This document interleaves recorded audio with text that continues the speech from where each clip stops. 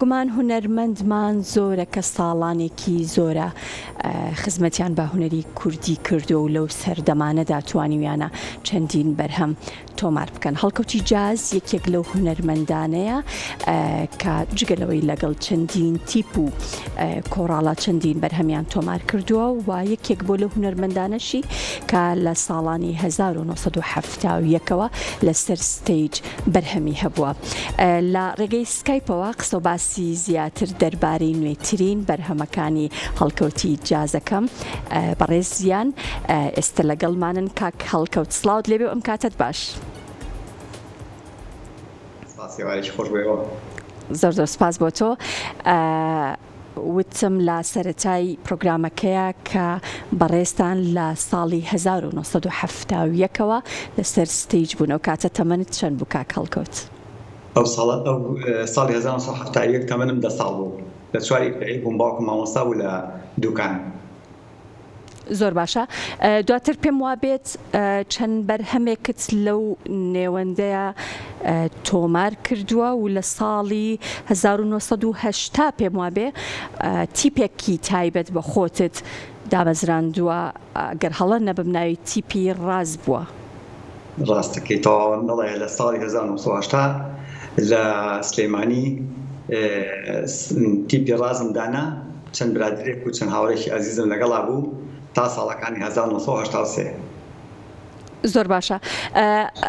ئەم پەیوەندی تۆ لەگەڵ هونەر و گۆرانی و هەروەها تۆمارکردنی بەرهەمەکانت بۆ خۆت بە تەنیا کارتەکردیان ئەو کاتە، جگەلەوەی کە گروپێکت هەبوو بەرهەمەکان چۆن چۆنی تۆمارەکران و لە ڕێگەی کێوە زیاتر کارەکانەکرا؟ کوردستان خان لە ڕاستیە هەتا ئەو کاتێکەوە لە سلێمانی بووم لە تیپی ڕازەوە بۆ کاتە تەنها ئەچین بۆ ئاهەنگەکانی شەوان لە سلێمانی. بڵێ. و لە ساڵی 1984 من هاتمە دەرەوە، ساڵی 1986 گەیشتمە دانیمارک. کاتی گەیشتنی من بە دانیمارک لە یەکەم هەفتەوە ئەو ئالەتێکی ئێمە پێڵێن جاز درامز بە ئینگلیزی جازێکم کردی و لێرەوە زیاتر هەنگاوەکانی هونەر دەستی پێکرد. زۆر باشە. کاک هەڵکەت ئەو کاتە کەس ئامێری جازی هەبوو و ئامێرەکەت لەکوێ پێیا کرد، لەکوێ کڕیت؟ ساڵی 1980 من لە سلێمانی یەکەم کەس بووم کەوا درامسێکی خۆم کڕی. هیچ کەسێک نەبوو کەوا لە سلێمانی درامسی هەبێت بەڵێن جازی هەبێت. بەڵام من لە بەغا، لە ئۆرزیباکی بەغا لە شارەشی لەوێ درامسێکم کڕی، جازێکم کڕی. و یەکەم کەس بووم کە لە سلێمانی جازی خۆم هەبێت. زۆر باشە. چۆن ئەو ئامێرێت بەکارەهێنا لە ناو گۆرانی کوردیەکانە و ئەو کاتە ئەم ئامێرە ئامێرێکی نامۆ نەبوو بە هونەر و بە مۆسیقای کوردی؟ بەڵێ، بەڵام هۆکارەکە چی بوو؟ لە بیدایدا من بە شتێ بێمەوە دووەوە بوو دووەوە کە ساڵەکانی 1970 وانەکەوە هاوڕەیەکم ناسی لە ڕێ مەکتەبەوە لە یەکەمین ڕۆژی مەکتەبە، ناوی ئاراسی شێعارە بوو. ئەو کاتە ئەو لە تیپی بابا نابوو و لەو ڕۆژە من هەستام گۆرانی کەمود و منی بردە تیپەکەەوە بۆ بابان. هێشتا ناوی بابانیش نەبوو، تازە جارێ سەرەتای بوو، تازە لە دایکبوونی بوو. ئاراس یارمەتیام و زیاتر فێریکردم کەوا بە مەناو جاز و مۆسیقا و گۆرانی و زیاتر. زۆر باشە.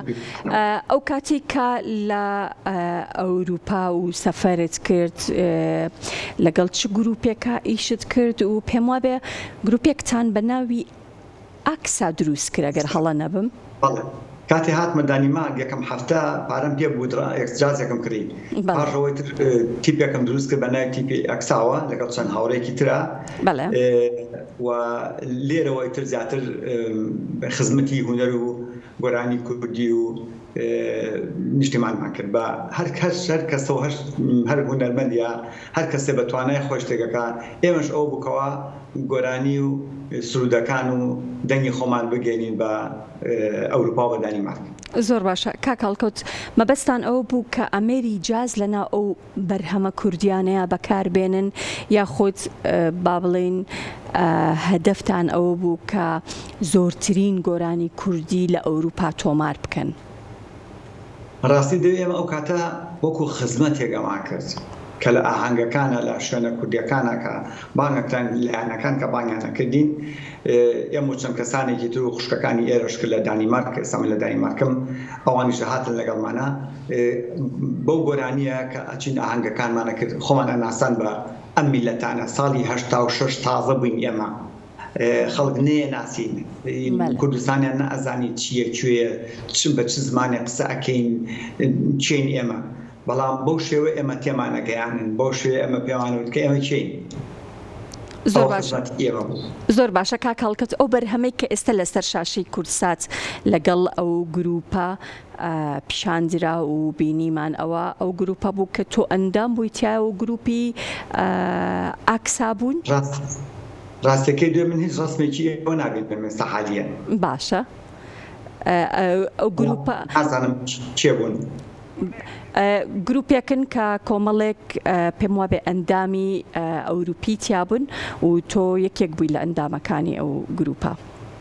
ئەگەر ئەوە بێکەوە من لەگەڵ گروپەکەیان ئەوە گروپێک نای گنێکسە یەک باشترین گروپی دانیمارک بوون گنێکس و من لەگەڵیانە بە جلی کوردیەوە جلێکی شینم لەبەرایە لەگەڵیانام لەو کۆرسەیە لەگەڵیانە گۆرانی ئەڵێم یەک مانگ لێرە بووم لە دانیمارک لە ڕاستی ئەو کاتە بەڵام گۆرانیەکەم لەبەر کرد و لەگەڵیان ناوتمەوە. زۆر باشە کاکەڵکە چۆن وازوو توانیت کە تێکەڵی ئەو گروپە ئەوروپیانە بیت و بتانی خۆت بگونجێنی لەگەڵیا و جگە لەوەش کە بەرهەمت هەبێ لەگەڵیانە؟ ڕاستی دەوێت کوردستان خان لەبەر ئەوەی کەوا ئەو تیپێک کە ئێمە دامان تیپی یەکسا یەکەمین تیپی سۆرانی بوو لە دانیمارک ساڵی 86. بەڵێ لەو پێشتر هەبوون کوردانی کرمانجی باکوور هەبوون بەڵام وەکو سۆرانی و گۆرانی سۆرانی و من بۆ ئالەتەوە بۆ جازەوە عەزفکەم ئێمە یەکەم کەس بووین من یەکەم کەس بووم بڵێم کە ئەو شتەمدانا و من ئاراسی ڕەفیقم ئاراس چوو بۆ سوید هێمن دەریا چوو بۆ ئەڵمانیا منیش قەرار ماکەوە بێن بە دانیمارک لەبەرەوەی لێرە ئازە درانسی لێ نەبوو ئازە جازی لێ نەبوو بۆیە من هاتمە دانیمارک بالضبط هۆکارەکەی هاتنی من بۆ دانیمارک لەبەرەوە بووکەوە دانیمارک ئازب جازی لێ نەبوو ئازب درانسی لێ نەبوو من بوو بۆرە ئێوە نبینم بە ڕاستێکی بەڕوو چکە شاشەکە ڕەشە بۆیە نازانم چی لێ لە پشتەوە. زۆر باشە باسی هونەرمەند هێمن دەریات کرد ئەو کاتە گروپی نانۆبیتی دامەزرا بوو و ئایا هیچ بەرهەمێکت هەبوو لەگەڵ گروپی نانۆبیت و لەگەڵ هونەرمەند هێمن دەریا؟ بەڵێ من لە کاتێکا کەوە ساڵی 2016 چوومە ئیسپانیا ماوەیەکم دابڕام هەڵبەتە لە ساڵی 1992 من لە مۆسیقا و گۆرانی دابڕام بەهۆی ژن هێنان و مناڵ بوون و ژیانی خێزانیەوە هەتا ساڵی 2016 چوومە ئیسپانیا لە ساڵی 2016 بۆ حەڤە ئیتر لەوێت تۆزێک ئازاد بوون توانیم هەنێ شت بکەم ئەو بۆ پەیوەندیم کرد بە هێمنەوە و وتم حەوت بەرهەمم هەیە بەڵام حوتەکە زۆر بوو توانیمان تەنها 3 بەرهەمیان دروستکەین ئەو کاتە کە ئایچەند گرفتاری تۆم دڵە بابەز بێت لەگەڵ پاشەکی گۆرانێکی تر 3 بەرهەمان لێ دروست کرد لەگەڵ هێمنا. زۆر باشە بە تەنها لەگەڵ ئەو گروپە پەیوەندیت هەبوو یان پەیوەندیت لەگەڵ گروپە کوردیەکانی تر ئەوانێک کە لە ئەوروپا بوون؟ ڕاستی دەوێت لەگەڵ هیچ گروپێکترا پەیوەندیم نەبوو کاتە ئەمیستکەوە لە ئیسپانیا گروپێدانێم یا شتێک وای بکەم بەڵام کوردی لێ نەبوو لەوێ کوردێکی لێ نەبووکەوە هونەرمەندی لێ نەبووکەوە بتوانم لەگەڵا ناکاتکەم ئەگینا بۆ من لەسەر ڕابردووی خۆم ئەمدوانی کە لەوێ گروپێکی مۆسیقا یا شتێکی تر دروستکەمەوە بەڵام کەسی لێ نەبوو هەوڵەمە لەگەڵ باشترین عازفکەمانە یا باشترین عازف گیتاری یا پەیوەندێکی زۆر باشم هەبوو هەتا ویستم گۆرانی لۆچەکەم لەوێ لە فینگرۆلا لە ئیسپانیا تەرجیح بکەم لەگەڵ باشترین عازفکەمانە بەڵام کۆرۆنانەی هێشت توانیم هەرەوە 3 گۆرانیە دروستکەم و زیاتر نەمتوانیکەوە بەرهەمی ترم هەبێ لەوێ.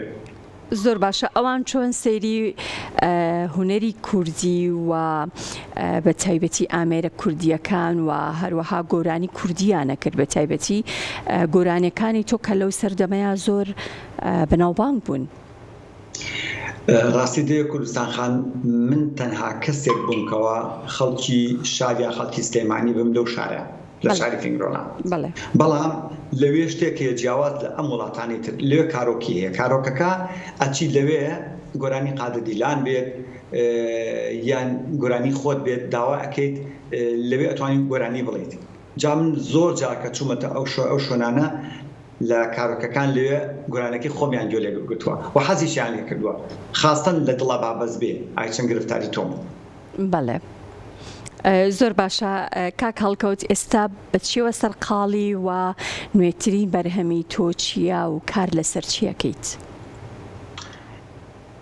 من ساڵێک و 9 مانگە گەڕامەوە بۆ دانیمارک لە دوای نەخۆشکەوتنم بە دەرزی کۆرۆنا ئەسترازینیکا لە ئیسپانیا ئەوە بوو کە کارەساتێک بوو لە ڕووناڕوویە لە لەشوی مناڕوویە و نەمتوانی لەوێ عیلاج بکرێم لەبەرێکەوە من پاسپۆرتی من و جنسی من دانیمارکیە لەبەرەوە مەجبور بووم بگەڕێمەوە بۆ دانیمارک هاتوومەتەوە لێرە بە خۆشحاڵی و سپاسی ئەم وڵاتە شەکەمکەوە لە یەکەمین هەفتەوە دەستان کرد بە عیلاجکردنی من بە هەموو شێوەکان و پارێکی زۆریشیان تیا سەرف کردوم هەتا ئێستا بە خۆشحاڵیەوە من لە پارمانی من لە 2022 هاتمە ئێرە لە پارمانی 89 ئیتر هەستم بە باشی دەرونیم و جسمم کرد بە تەواوەتی و لە 5/12/2023 توانیم کەوا خەریکی بەرهەمی تازە بم لەو کاتەوە تا ئێستا تقریباً 3-4 گۆرانیم ئامادە کردووە بەرهەم ئامادە کردووە. زۆر باشە بە هیوای سەرکەوتنی زیاتر کاک هەڵکەوت سوپاس دەکەم کە ئەم ئێوارەیە ئامادە بووی لە ڕێگەی سکایپەوە سوپاس بۆ تۆ جارێکی تر.